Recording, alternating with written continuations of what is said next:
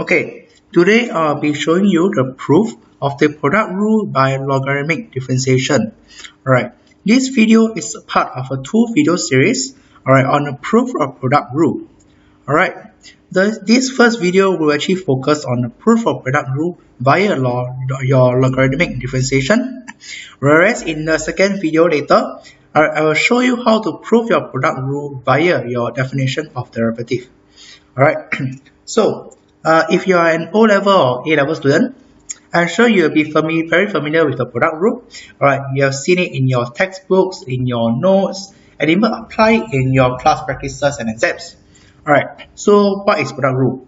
Alright, the product rule states that if you differentiate two functions, any two functions, the product of any two functions, let's say fx gx, it will give you your fx multiplied by your g prime x, which is the derivative or differentiated form of your gx, plus your gx multiplied by your f prime x, which is your differentiated form of your fx. Alright, so now let's get started into how to prove the product rule differentiation. Alright, in this video you'll be using your logarithmic differentiation. Alright, step 1. Very simple. Alright, when you're proving any derivative function, using logarithmic differentiation, the first step is actually to let y equals to the starting point, which I define as the function that you want to differentiate. Alright, so in this proof video, what I want to differentiate is actually fx-gx. Alright, so I'll define this as my starting point. Alright, so I'll let y equals to my starting point, which is fx-gx. Alright, step 2. As I stated, I'll be using logarithmic differentiation. So it will make sense if I include some logarithmic functions in my proving. Alright, so what are logarithmic functions? Logarithmic functions are actually your ln or your log. So in this case, in step 2, I decided to include ln. Alright, so I take ln on both sides. Alright, so this function, your y equal to fx-gx, will now become your ln y equals to ln fx-gx. Alright, step 3, separate the ln terms.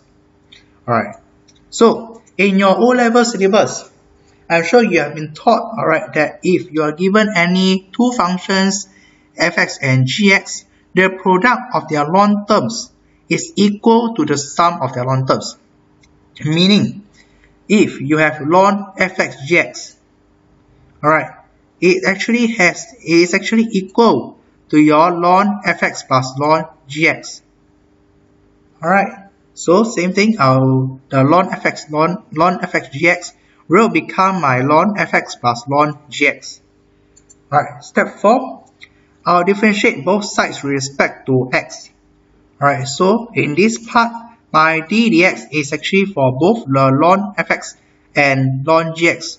So I'll separate the d dx to ln fx and ln gx respectively.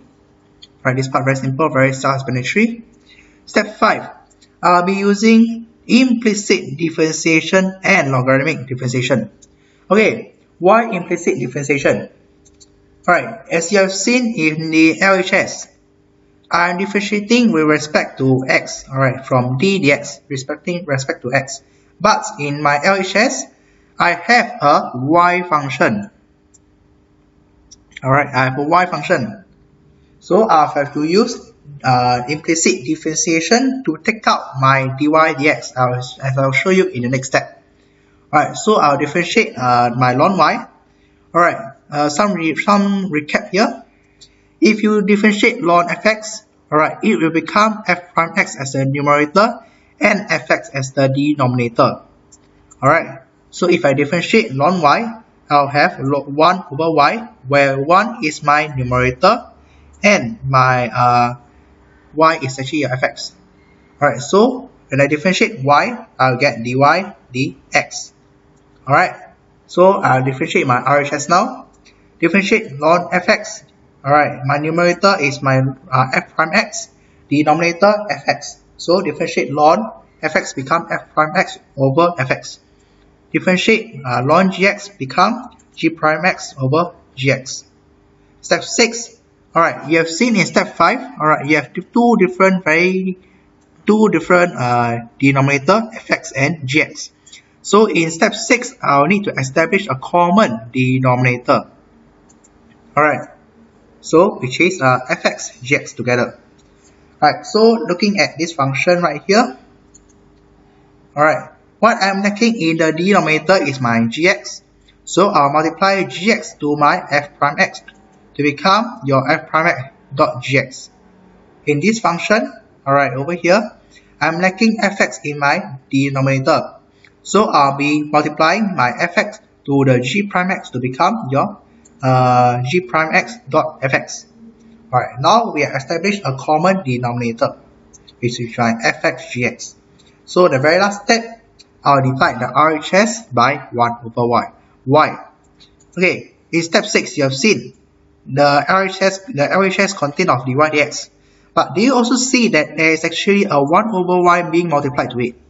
So to obtain my dy dx, I need to get rid of this 1 over y.